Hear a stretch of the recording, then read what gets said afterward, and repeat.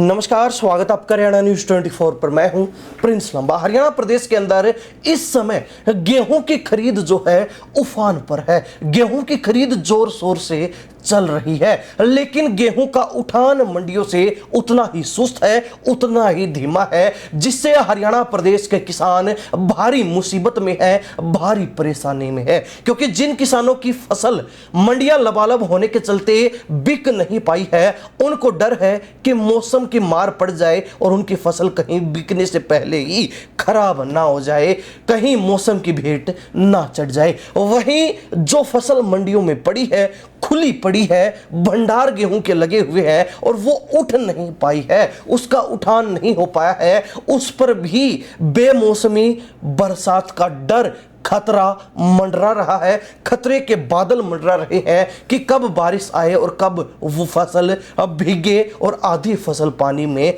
बह जाए। तो ऐसे में कहीं ना कहीं हरियाणा प्रदेश के किसानों में इस पूरे मामले को लेकर भारी रोष देखने को मिल रहा है। वैसे तो हरियाणा सरकार ने फसल खरीद शुरू होने से पहले ही इस बार फसल खरीद की जो प्रक्रिया है उसमें नए नियम लागू कर दिए थे, जिसमें 3 गवाह लाने की बात थी, ट्रैक्टर पर नंबर प्लेट लगाने की बात थी और फिंगरप्रिंट किसानों का यानी कि बायोमेट्रिक लगाने की बात थी। उसके बाद ही किसानों को मंडियों में एंट्री मिल पाएगी। और उस समय सरकार द्वारा, चाहे वो मुख्यमंत्री नायब सैनी की बात हो या फिर कृषि मंत्री श्याम सिंह राणा की बात हो, बड़े बड़े दावे किए गए थे, बड़ी बड़ी बातें कही गई थी। और कृषि मंत्री श्याम सिंह राणा की बात करें तो वो हरियाणा प्रदेश के कई जिलों में अलग अलग मंडियों में पहुंचकर वहां प्रेस कॉन्फ्रेंस करके लोगों को आश्वासन देकर आए थे कि कुछ भी गड़बड़ हुई तो हम जिम्मेवार हैं। लेकिन अब किसान परेशान है। अब किसान जो है उठान ना होने के चलते परेशानी का सामना कर रहे हैं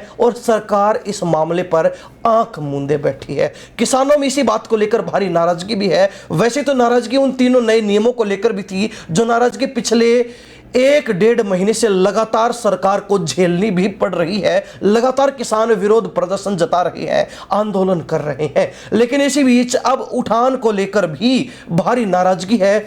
हरियाणा प्रदेश के अलग अलग जिलों में, अलग अलग मंडियों में स्थिति जो है ज्यों की त्यों बनी हुई है। चाहे बात यमुनानगर की हो, कुरुक्षेत्र की हो। कुरुक्षेत्र में तो वैसे हालात कुछ हद तक सही भी है, क्योंकि वो खुद मुख्यमंत्री का अपना इलाका है और अगर वहां पर अधिकारी काम नहीं करेंगे तो मुख्यमंत्री के पास शिकायत पहुंचेगी और मुख्यमंत्री एक्शन लेंगे और अधिकारियों को इसका हर्जाना भुगतना पड़ सकता है, खामियाजा उठाना पड़ सकता है। इसलिए कुरुक्षेत्र में कुछ हद तक हालात सही भी हों, लेकिन कैथल की बात हो या फिर हरियाणा प्रदेश के अलग अलग इलाकों में जहां पर गेहूं की आवक हद से ज्यादा हुई है, रिकॉर्ड तोड़ खरीद हुई है, वहां पर हालात बेकाबू हैं। फसलों का उठान सही समय पर, सही तरीके से और सही गति से नहीं हो पा रहा, जिस वजह से आधे किसान अपनी फसल नहीं बेच पा रहे हैं और जिन किसानों ने फसल बेच भी दी उनको पैसे नहीं मिले, क्योंकि फसल का उठान नहीं हो पाया है। और जब तक फसल का उठान नहीं होगा तब तक किसानों के खातों में, किसानों के हाथों में पैसे नहीं आएंगे और यही बड़ी वजह है कि किसान नाराज हैं। अब बात करें कृषि मंत्री महोदय की, जो कुछ दिन पहले किसानों को बारिश सीधी पड़ने से नुकसान नहीं होता, तिरछी पड़ने से नुकसान होता है, एक कृषि वैज्ञानिक बनकर यह बात समझा रहे थे, वही कृषि मंत्री अब उठान को लेकर जो देरी हो रही है, जो सुस्ती चल रही है, उसको लेकर कुछ बोलते दिखाई नहीं दे रहे हैं। खैर, हो सकता है कि इस खबर के बाद सरकार इस मामले पर संज्ञान ले, कृषि मंत्री तक ये मामला पहुंचे और वो उठान को गति देने का काम करने की कोशिश करें। लेकिन अगर ऐसा नहीं होता है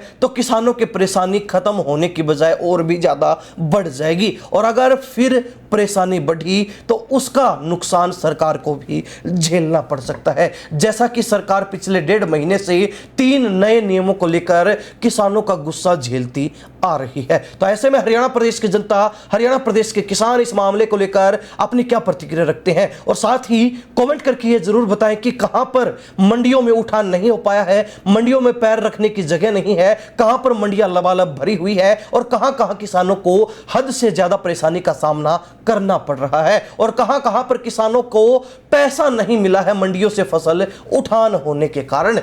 कमेंट के माध्यम से जरूर लिखिए। इन्हीं सब बातों के साथ मैं प्रिंस लंबा, हरियाणा न्यूज 24। नमस्कार, जय हिंद।